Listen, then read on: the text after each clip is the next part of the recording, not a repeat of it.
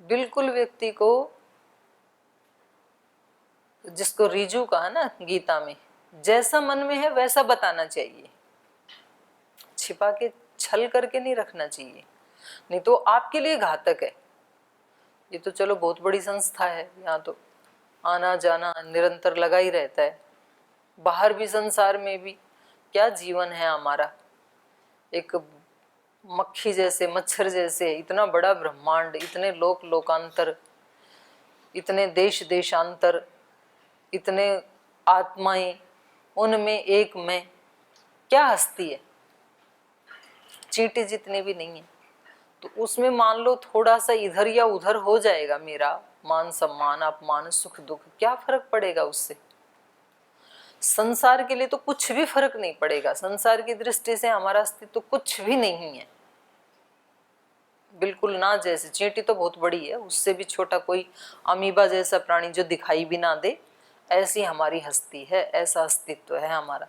तो विश्व को कोई फर्क पड़ने वाला नहीं है, ऐसे ही चलेगा ये। लेकिन हमारे लिए बहुत फर्क पड़ने वाला है, क्योंकि हमें तो मुश्किल से एक चांस मिला था मनुष्य शरीर का, तो फिर न जाने ये एक चांस निकला ही नहीं, छल कपट झूठ कपट में, तो फिर पता नहीं कब मिलेगा कि नहीं मिलेगा, या कितनी यातनाएं सहनी पड़ेंगी, क्या कुछ करना पड़ेगा।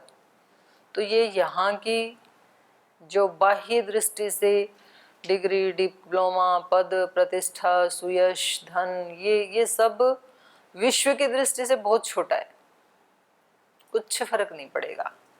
आपने थोड़ा सा इकट्ठा कर भी लिया, मान लो छल कपट करके, विश्व में क्या फर्क पड़ने वाला है?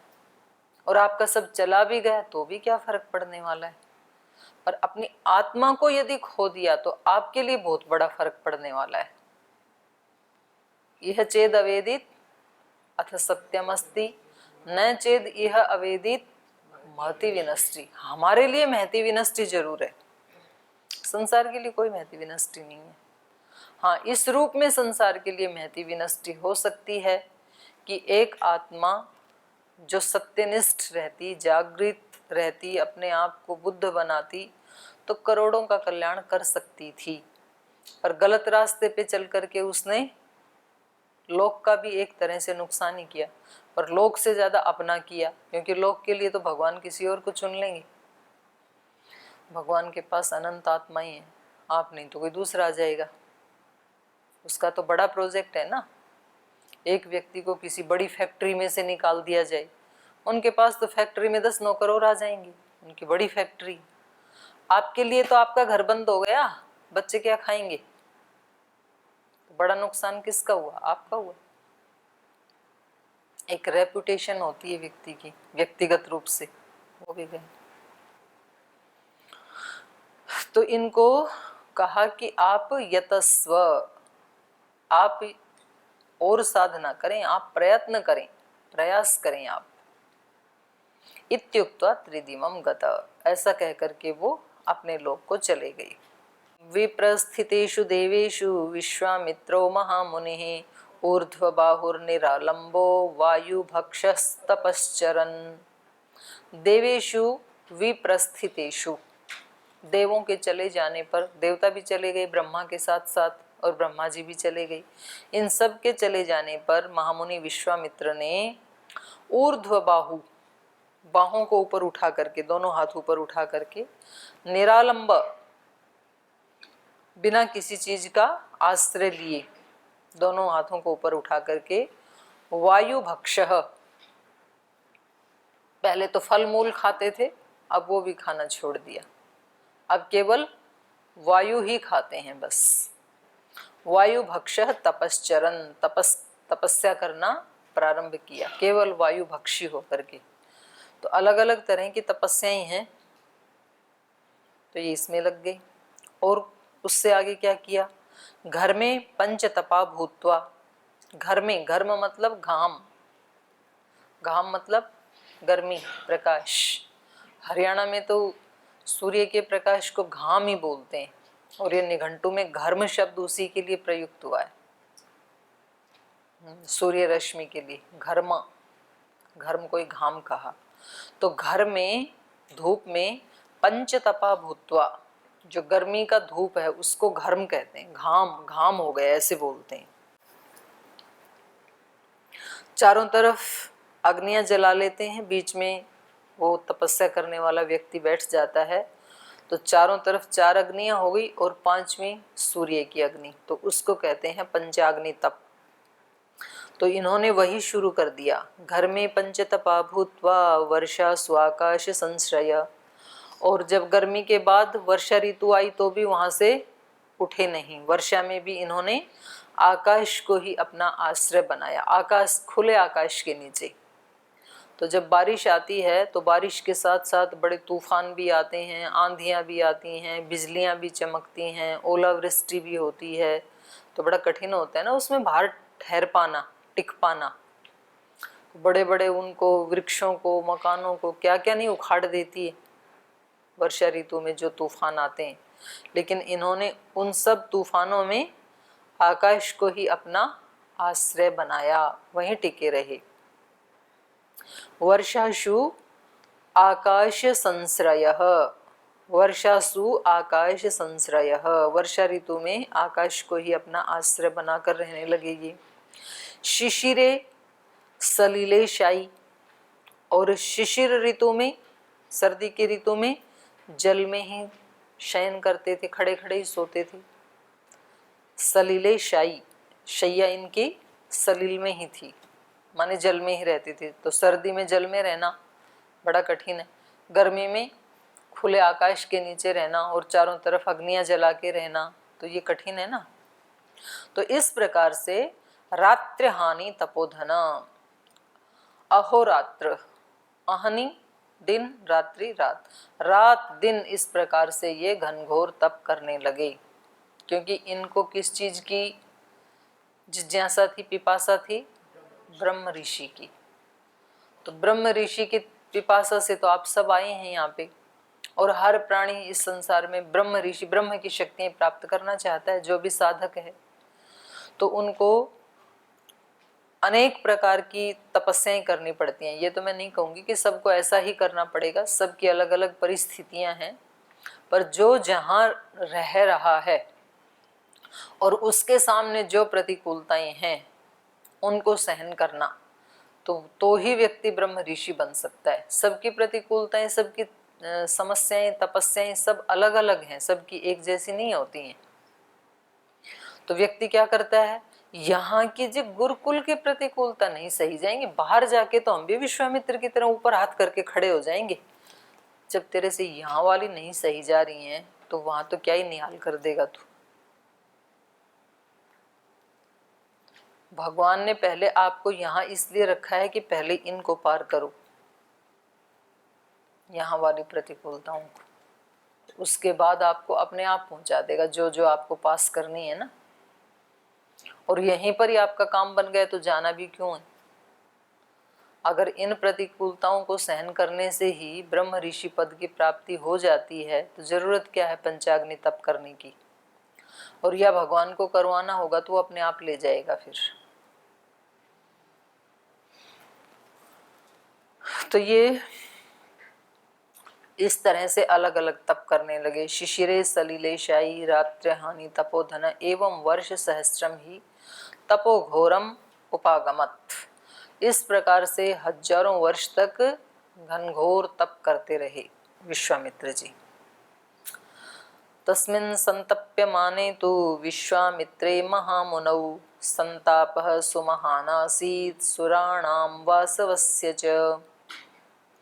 तो कह रहे हैं तस्मिन् संतप्यमाने, इस प्रकार का जब तप कर रहे थे विश्वामित्रे महामुनौ, महामुनि विश्वामित्र के द्वारा इस प्रकार का तप किए जाने पर संतापः सुमहान आसीत्, वो जो उनका ताप था, तपस्या था, वो कैसा था? सुमहान, घनघोर तपस्या थी वो। तो सुराणाम वासवस्य च सुमहान आसीत संतापः, उनको बड़ा संताप हो रहा था। जब कोई हमारे सामने बहुत घनघोर तप करने लगता है तो उसका प्रभाव पड़ता है अगले व्यक्ति के ऊपर। दूसरा व्यक्ति उससे प्रभावित हुए बगैर रह नहीं सकता है। तो जब ये इस तरह का घनघोर तप कर रहे हैं तो देवता क्या हो रहे हैं? संतप्त हो रहे हैं। संतप्त दो कारण से हुआ जाता है। एक तो उसकी तपस्या देख करके उसके प्रति करुणा का भाव आता है कि देखो कैसे इन्होंने अपने आप को गला रखा है, हम तो कुछ भी तप नहीं करते हैं और देखो इस व्यक्ति ने कैसे गला दिया अपने आप को, तो उसकी तपस्या प्रभाव डालती है। और दूसरे इसलिए संतप्त हैं कि भाई इतना तप करके हम देवता बने और ये हमसे ज्यादा तप करेंगे तो हमारे से आगे निकल जाएंगे ये, और हम कर नहीं पा रहे। विद्यार्थी के मन में दो तरह से संताप होता है। एक तो संताप इसलिए होता है कि वो खुद पढ़ाई कर ही नहीं रहा है, उसका कर्तव्य कर्म है, करता है नहीं, तो मन खुश थोड़ी होता है, उससे तृप्त थोड़ी होता है। फिर तृप्त तो योगी का मन रहता है, संतुष्टः सततम योगी, सतत संतुष्ट तो योगी रहता है, क्योंकि वो अपने कर्तव्य का 100% पालन करता है। तो स्वामी जी महाराज रहते हैं सतत संतुष्ट। जितना भगवान ने जो दायित्व दिया 100% करते हैं, उसमें 99 पे रहते नहीं है। तो जो नहीं पढ़ाई करता है उसका मन संतप्त रहता है। एक कारण अपने कर्तव्य का पालन नहीं कर रहा, दूसरा पड़ोसी किए जा रहा है, वो आगे निकल रहा है, तो फिर लगता है अरे इसने तो कर लिया, मेरे से तो हो नहीं पा रहा, क्या करूं, मैं तो ऐसे ही सो करके, अंगड़ाई ले करके, खेल कूद के ऐसे ही सारा टाइम पूरा कर दिया। अभी भी पिंजी लगे अंगड़ाई लेने में, बैठे बैठे उसको थकान हो रही है। तो फिर संतप्त होता है व्यक्ति, क्या चल रहा है, उसको नींद आ रही है, बोल जी ये कहानी इतनी बढ़िया चल रही है, नींद आती है, लोरी जैसे लगता है। तस्मिन् संतप्य माने तु विश्वामित्रे महामुनौ संताप सुमहान आसीत सुराणाम वासवस्य, वसुओं के और देवताओं के मन में अत्यंत महान संताप उत्पन्न हो गया। रंभाम अप्सरसम शक्रः सर्वैः सह मरुद्गणैः उवाच आत्महितं वाक्यम अहितं कौशिकस्य च। तो इस प्रकार से शक्र माने इंद्र ने, सर्वै मरुद्गणैः सह, सब देवताओं और मरुद्गणों सहित, वसुओं सहित सबके साथ सभा करके रंभाम अप्सरसम उवाच, जो रंभा नाम की अप्सरा है उससे इन्होंने कहा, क्या कहा? आत्महितम वाक्यम, जो इनके लिए हितकारी वाक्य हैं वो कहे, अहितम कौशिकस्य च, और कौशिक के लिए, विश्वामित्र जी के लिए जो अहितकारी वाक्य हैं वो कहे। तो एक वो लोकोक्ति है ना, मरता क्या ना करता। जब व्यक्ति का अपना वश चलता नहीं है, खुद से कुछ होता नहीं है, दूसरे को कुछ बिगाड़ पा नहीं रहा है, तब क्या करता है वो? तब वो गलत रास्ते का सहारा लेता है कि अब मैं इनके बारे में ऐसी उल जलूल बातें बोलूंगा, अब मैं इन पे ऐसे आरोप लगाऊंगा, अब मैं इनके बारे में ऐसा कुछ कहूंगा कि ये बिल्कुल एकदम धराशाही हो जाएंगे। भाई ये सारा संसार आपसे नहीं चल रहा है, आप इसके मालिक नहीं हैं। इन सब प्राणियों को चलाना, इन सब के कर्मों का न्यायोचित फल देना, ये ईश्वर के हाथ में, आपके हाथ में थोड़ी है। आप पहले तो कुछ कर नहीं पाए, आप पहले ही अल्प शक्ति अल्पज्ञ हैं, ऊपर से दूसरा पाप और कर रहे हैं, तो आप तो और नीचे चले जाओगे। पर ये बात उनको समझाए कौन? क्यों नहीं? क्योंकि उनके संगी साथी भी सारे वही होते हैं। बोले हाँ ये बिल्कुल सही तरीका है, इससे ये एकदम से ऐसे धराशायी हो जाएंगे ये। तो वो हमेशा गलत रास्ता अपनाता है, क्योंकि अच्छा अपनाने के लिए तो सामर्थ्य है नहीं, और गलत रास्ता अपनाने से कभी भी सफलता मिलती है नहीं। इसलिए विद्यार्थियों, कभी भी जीवन में कितना भी प्रतिकूलता क्यों ना हो, गलत रास्ते का आश्रय मत लेना। कभी भी गलत रास्ते का आश्रय लेके व्यक्ति बड़ा बनता नहीं है, महान बनता नहीं है। एकदम सच्ची बात है, एकदम पक्की बात है, पते की बात है। गलत तरीका कभी भी किसी को आगे नहीं पहुंचाता है। ठीक है, आपको ये लग रहा है कि भाई आपका कुछ वश नहीं चल रहा है, लेकिन अपने उससे नीचे मत गिरो। आपको लग रहा है ना कि दूसरा गलत कर रहा है और हम कह नहीं पा रहे हैं, तो उसको उसके गलत के साथ छोड़ दो। उसके कर्मों का हिसाब करने वाला, उसको कर्म फल देने वाला है ना कोई। सारी जिम्मेदारी आप पे थोड़ी है। पर आप अपने कर्तव्य से नीचे मत गिरो, नहीं तो आपकी हानि जरूर हो जाएगी, उसकी तो हो या ना हो। तो इन्होंने, देवों ने क्या, देवों से तपस्या तो हो नहीं रही है, और वो तपस्या कर रहे हैं विश्वामित्र जी, उसको हटाना चाह रहे हैं, और उसके लिए रास्ता गलत चुन रहे हैं।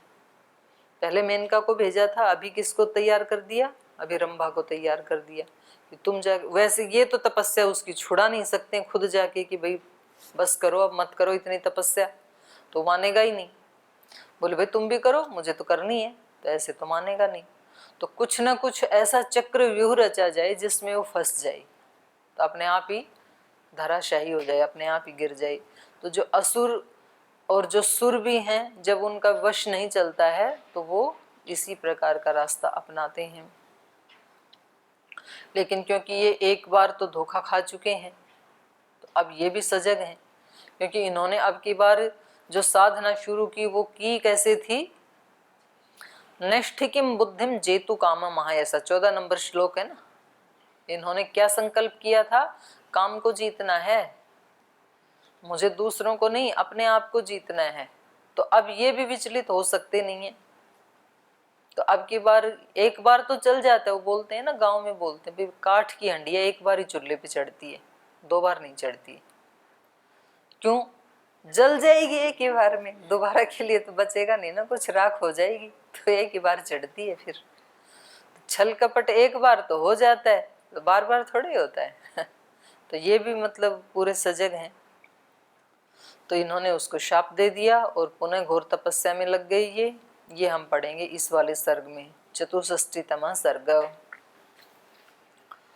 सुरकार्यमिदं रम्भे कर्तव्यं सुमहत्वया, लोभनं कौशिकस्येह काममोह समन्वितं, तथोक्ता साप्सरा रामा सहस्राक्षेण धीमता, व्रीडिता प्राञ्जलिर्वाक्यं प्रत्युवाच सुरेश्वरम्, अयं सुरपते घोरो विश्वामित्रो महामुनिः, क्रोधम् उत्स्रक्ष्यते घोरं मयि देव न संशयः, ततो हि मे भयं देव प्रसादं कर्तुमर्हसि, एवं उक्तस्तया राम स भयं भीतया तदा, तामुवाच सहस्राक्षो वेपमानां कृताञ्जलिं, मा भैषीरम्भे भद्रं ते कुरुष्व मम शासनं, कौकिलो हृदयग्राही माधवे सुरुचिर्द्रुमे, अहं कन्दर्पसहितः स्थास्यामि तव पार्श्वतः, त्वं हि रूपं बहुगुणं कृत्वा परमभास्वरं, तं ऋषिं कौशिकं भद्रे भेदयस्व तपस्विनम्। तो इन्होंने रंभा को बुला करके कहा, रंभे सुर कार्यम इदम कर्तव्यम त्वया इदम सुमहत सुर कार्यम कर्तव्यम, आपके द्वारा देवताओं का एक बहुत बड़ा कार्य संपन्न होना है। जो आपको करना है, क्या करना है? कौशिकस्य इह लोभनम काम मोह समन्वितम। विश्वामित्र को लोभनम, लोभ से युक्त करना है, लुभाना है आपको विश्वामित्र को। काम मोह समन्वितम, कामना से, काम से और मोह से युक्त जो लोभ है, उससे, उसके द्वारा आपको इनको लोभनम, लोभ युक्त करना है। तथोक्ता साप्सरा राम सहस्राक्षेण धीमता। सहस्राक्ष के द्वारा अर्थात इंद्र के द्वारा ऐसे कहे जाने पर, हे राम, सा अप्सरा व्रीडिता, वो थोड़ा लजा भी गई और प्रांजलि वाक्यम प्रत्युवाच सुरेश्वरम, क्योंकि अपने बड़ों को जब वो आदेश देते हैं तो मना करना ये भी हिम्मत का काम होता है। तो क्योंकि ये इसके बॉस हैं रंभा के, तो इसलिए व्रीडिता, थोड़ा उसको बुरा भी लगा, लज्जा भी आई कि भाई इसको मना कैसे करूं। और हाथ जोड़ करके प्रांजलि वाक्यम प्रत्युवाच सुरेश्वरम, जो सुरों के ईश्वर हैं इंद्र, हाथ जोड़ करके उनसे कहा, अयम सुरपते घोरो विश्वामित्र महामुनि। हे सुरपति, सुरपते, सुरपति इंद्र, ये जो मुनि हैं, महामुनि विश्वामित्र घोर, ये बड़े महान हैं, कोई छोटी मोटी हस्ती नहीं है। क्रोधम उत्सृक्षते घोरम, और ये मेरे ऊपर बड़ा भयानक क्रोध करेंगे। क्रोधम उत्सृक्षसे घोरम मयि देव न संशय। हे देव, ये मेरे ऊपर महान क्रोध करेंगे, क्योंकि मेरे से पहले कईयों की दुर्गति हो चुकी है। जो जो इनके पास ऐसे छल युक्त उसको लेके गए, या जिन्होंने इनके वचन को अनादृत किया, उसका पालन नहीं किया, उनकी क्या क्या गति हुई। वशिष्ठ के पुत्रों की क्या गति हुई, इनके स्वयं के पुत्रों की क्या गति हुई, मेनका की क्या गति हुई, तो वो सब है ना हमारे सामने। तो ये क्या करेंगे, मई घोरम क्रोधम उत्सृक्षते, मेरे ऊपर घनघोर क्रोध करेंगे। मुनि, आप मेरे को कहाँ भेज रहे हैं, इसमें कोई संशय नहीं है। ततो ही मैं भयम देव, इसलिए हे देव, इंद्र को कह रहे हैं, मैं भयम, मुझे बहुत डर लग रहा है, प्रसादम कर तुम अर्हसी, इसलिए मेरे ऊपर कृपा कर दो।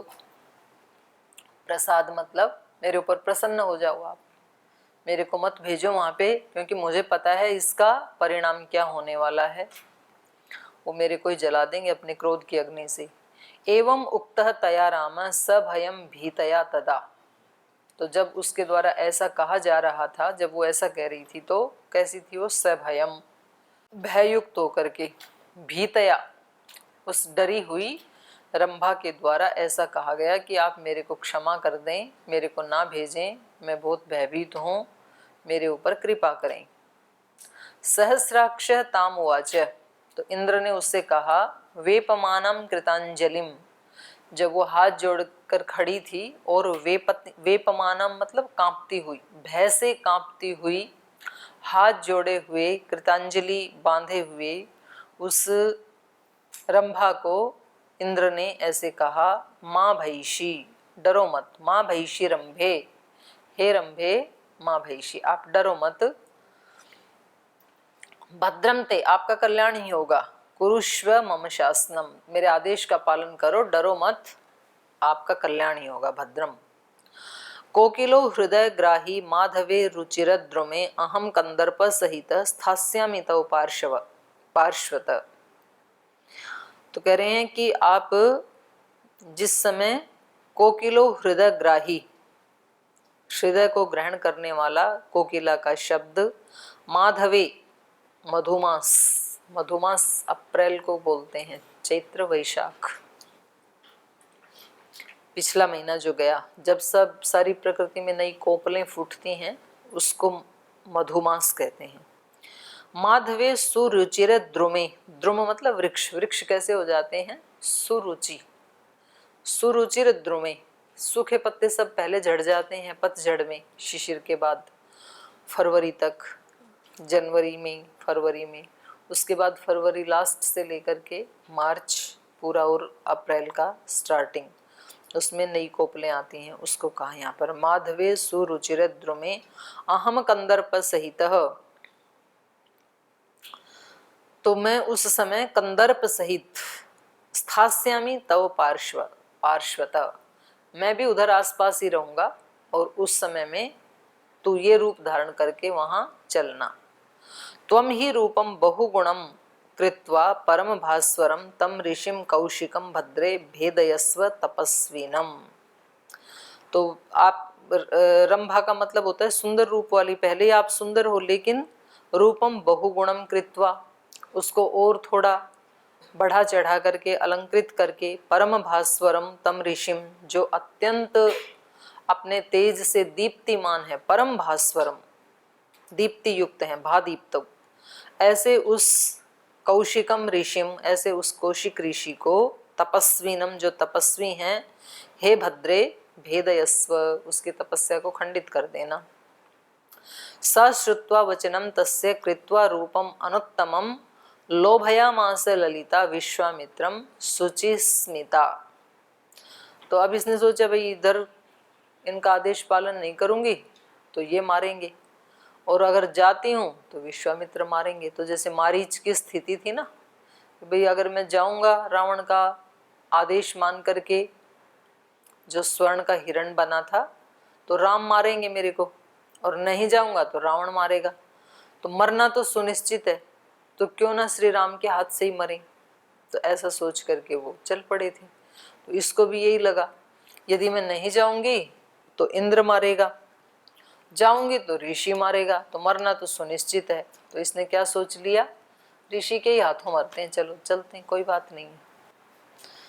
तो इसको फिर कल वाले को हम आगे कल पढ़ेंगे, आज यही विश्राम करो।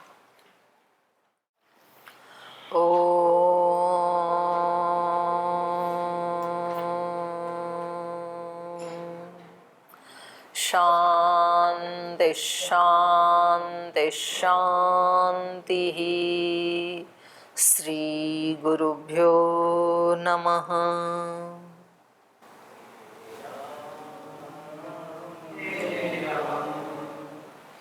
हे राम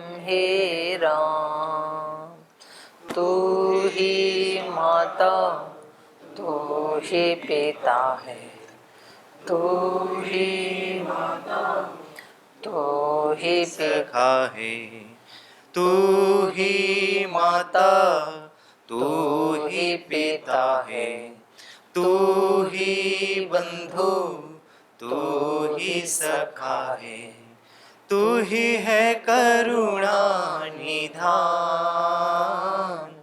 हे राम हे राम हे राम हे राम।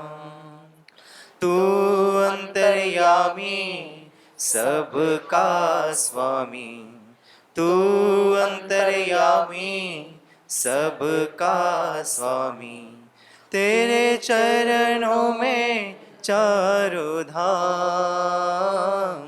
हे राम हे राम हे राम हे राम। तू ही दुख त्राता विश्व विधाता, तू ही दुख त्राता विश्व विधाता, तेरी शरण में है विश्राम। हे राम हे राम हे राम हे राम।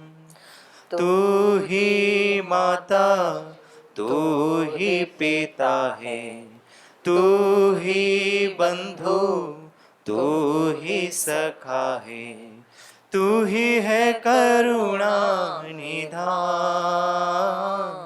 हे राम हे राम हे राम हे राम हे राम